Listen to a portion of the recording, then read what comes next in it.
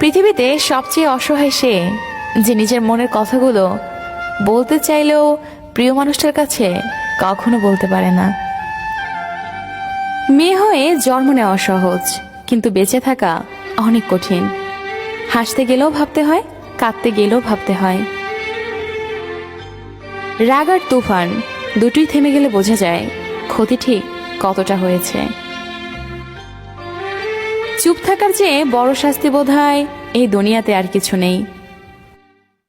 প্রয়োজন ফুরিয়ে গেলে মানুষের কথা বলার ধরনটাও পাল্টে যায়। তাই লজ্জার কিছু নেই। যারা ভালোবাসতে জানে তারা কাঁদতেও পারে। নিজের ভালো লাগা, মন্দ লাগা, কষ্টের অনুভূতিগুলো কাউকে দেখাতে পারো না। একটু চিৎকার করে কাঁদতে পারে না, শুধু মৃদু হাসির আড়ালে চোখে জল লুকিয়ে রাখে।